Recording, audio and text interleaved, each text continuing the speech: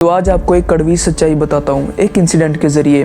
प्रतिमा जो बिहार के एक पटना शहर में अपने पति और 14 साल की बच्ची के साथ एक स्लम में रहते हैं और इसके 2 बच्चों की मौत पुअर ट्रीटमेंट और क्लिनिक सही ना होने के कारण एक सरकारी क्लिनिक में हो गई। जब वो प्रेग्नेंट थी ना उसे सही ट्रीटमेंट मिला और ना ही सही एडवाइस कि उस दौरान क्या क्या चीज़ें की जाती है और क्या क्या खाया पिया जाता है, क्योंकि जब वो 8 महीने की प्रेग्नेंट थी तो उसके पेट में काफ़ी दर्द हुआ और वो इसी क्लिनिक पे अपना ऑपरेट कराने के लिए आई और कई घंटों तक लाइन में लगने के बाद उसकी ऑपरेशन की बारी आई, पर तब तक बहुत देर हो चुकी थी। उसकी एक लड़की की मौत ऑलरेडी पेट में हो चुकी थी, पर उसका एक बेबी बॉय बच गया था जो कि बहुत ही कमज़ोर पैदा हुआ। कमज़ोरी के कारण उसे प्राइवेट हॉस्पिटल में इंक्यूबेटर की ज़रूरत थी, पर वहाँ पर आसपास कोई भी इंक्यूबेटर था ही नहीं और उसे प्राइवेट हॉस्पिटल में शिफ्ट करने की कॉस्ट ये परिवार अफोर्ड कर ही नहीं सकता था और इसी वजह से इसके पिता ने बहुत सारा कर्जा लिया और इसको इंक्यूबेटर में डाल दिया। पर जब वो कर्जे के पैसे भी ख़त्म हो गए तो उन्होंने इसको उठा के वापस सरकारी क्लिनिक में भेज दिया, जहाँ पर इसकी कुछ दिनों बाद मौत हो गई।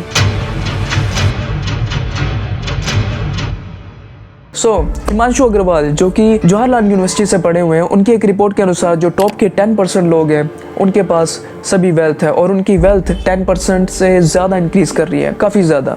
और बाकी के जो 90% लोग हैं वो अपनी 1% इंक्रीमेंट के लिए सालों मेहनत करते हैं। अगर मैं नंबर्स की बात करूँ, चलो पुरानी रिपोर्ट आपको बताता हूँ। 2017 की जो रिपोर्ट है उसमें बताया गया है कि जितनी वेल्थ पूरे देश में जनरेट हुई वो टॉप 1% लोगों के पास गई और बाकी के जो लोग थे करीब 67% ऑफ इंडियंस वो अपनी सैलरी हाइक के लिए भी स्ट्रगल कर रहे थे। इंडिया में OOPE out of pocket expenditure जो कि मेडिकल के ऊपर है वो है 47% के आसपास।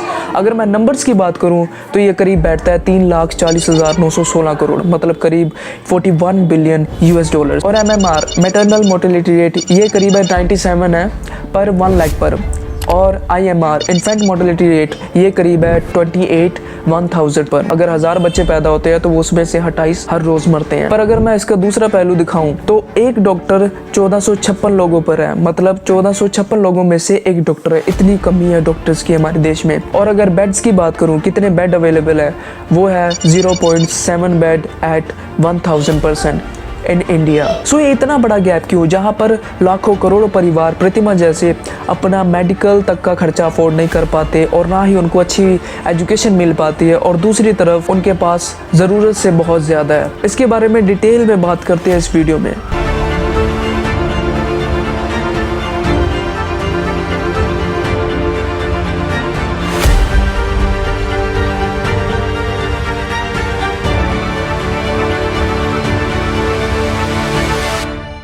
तो नॉर्मली अगर देखा जाए इंडिया में मेजर सर्जरीज की कॉस्ट 5 लाख से लेकर 32 लाख तक की है, जिसमें किडनी ट्रांसप्लांट से लेकर हार्ट ट्रांसप्लांट और ब्रेन ट्यूमर तक शामिल हैं।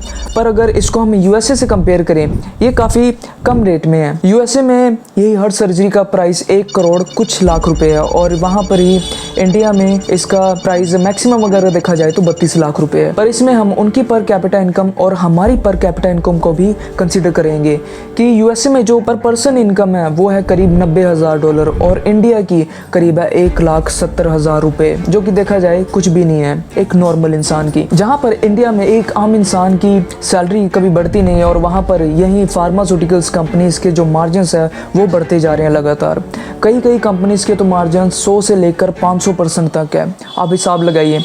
अगर आपको इसकी मैं एग्जांपल दूं, जो भी सारे टेस्ट होते हैं उसमें मटेरियल कॉस्ट करीब 50 से 100 रुपये होती है, पर पेशेंट्स को वही चार्ज किया जाता है 1000 से 2000 रुपये। जैसे मैं बात करूँ लिवर फंक्शन टेस्ट, इसमें 50 रुपये की मटेरियल कॉस्ट है और पेशेंट्स को यही 2000-3000 में बेचा जाता है। और यही अगर और टेस्टों की बात करूँ, थायराइड फंक्शन टेस्ट जिसमें मटेरियल कॉस्ट 50 रुपये और इसको पेशेंट्स को 500 से 1000 रुपये में बेचा जाता है और प्राइवेट हॉस्पिटल्स में तो ये और ज़्यादा है। ऐसे ही कई और टेस्ट है जिसमें मटेरियल कॉस्ट सबसे कम है और उनको बेचा जाता है बहुत ही हायर प्राइस पर। असल में मुद्दा ये नहीं है कि कंपनीज ग्रो नहीं करनी चाहिए, वो करनी चाहिए, पर मेन बात यहाँ पर ये भी है कि एक नॉर्मल इंसान की आय भी इंक्रीज होनी चाहिए उसके अकॉर्डिंगली, ताकि वो इन सब चीज़ों को इजीली अफोर्ड कर पाए अपनी मुसीबत के टाइम पर।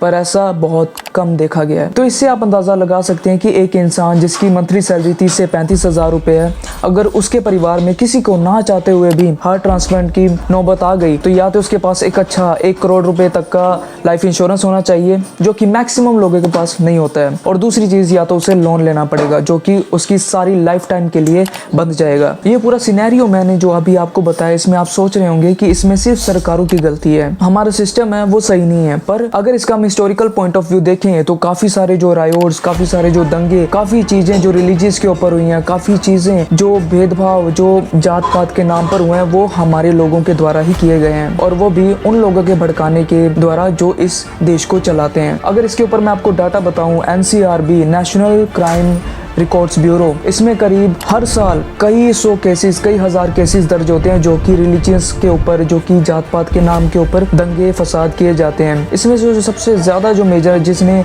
सभी लोगों के ऊपर इम्पैक्ट डाला वो काफ़ी हद तक वो बताए जाते हैं 1984 के दंगे और 2002 के गुजरात रायोट्स, जिसके ऊपर मैंने एक वीडियो ऑलरेडी बना चुका हूँ। ये सब चीज़ें करने या फिर करवाने के पीछे का मेन मकसद है कि जो एक आम इंसान है ना वो कभी अपने हक के बारे में लड़ पाए, ना वो कभी ये सोच पाए कि मेरे साथ हो क्या रहा है, और ना ही उसका कभी इतना दिमाग खुल पाए कि इन चीज़ों के बारे में मैं लड़ कैसे सकता हूँ, क्योंकि वो इन सब चीज़ों के बीच में ही फंस के रह जाता है जो उसके आसपास चल रही होती हैं, रिलीजन या फिर धर्म के नाम पर। ये वीडियो बनाने के पीछे का मेरा मोटिव ये था कि हम इन चीज़ों के बारे में समझ पाए और इनके खिलाफ कुछ एक्शंस ले पाएँ, ताकि हम आगे जाके एक बेटर डिसीज़न या फिर एक बेटर गवर्नमेंट बना पाएँ। Thank you.